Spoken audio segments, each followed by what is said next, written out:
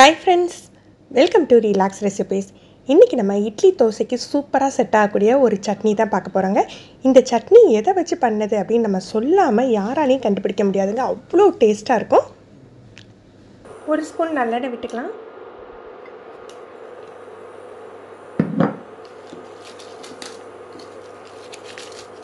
ஆறு காஞ்ச மிளகாய் எடுத்துருக்கேன். உங்க காரத்துக்கு தகுந்தாப்புல எடுத்துக்கோங்க.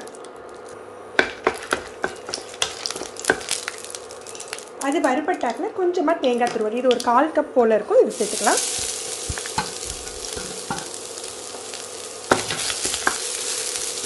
லேசாக வாசம் வர்ற வரைக்கும் வறுத்துக்கலாம்.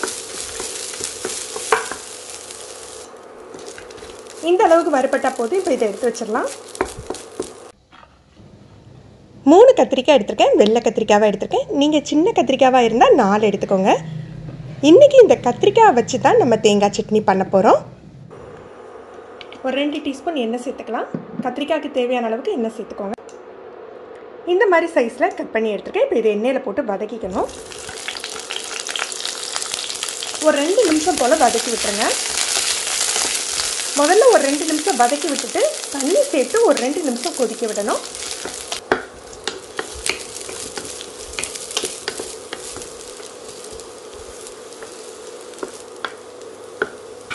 ஒரு 1/2 கப் போல் தண்ணி சேர்த்துக்கலாம். தண்ணி எதுக்காக சேர்க்குறோம் அப்படின்னா, எண்ணெயில் வதக்கிலேயே கத்திரிக்காய் நல்லா வதங்கியிருக்கும். அந்த தோல் கலர்றதுக்காக நம்ம தண்ணி சேர்த்து கொதிக்க விட்டிங்கன்னா தோல் ஈஸியாக கலந்துரும்.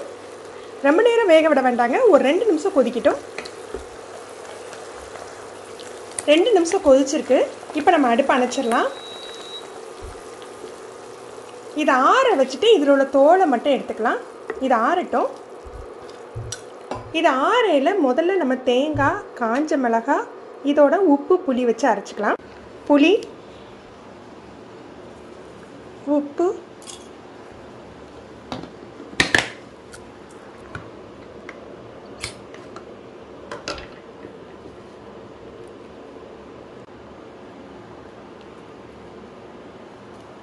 இந்த கத்திரிக்காய் வேக வச்ச தண்ணியிலேயே இந்த சட்னியை அரைச்சிக்கலாம்.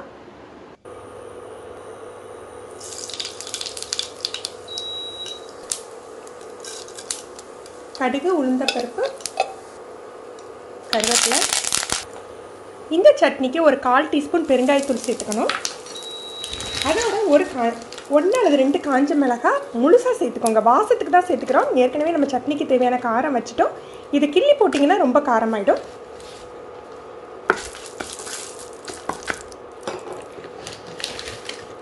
நம்ம சட்னி சேர்த்துக்கலாம். உங்களுக்கு தேவையான அளவுக்கு தண்ணி சேர்த்துக்கலாம்.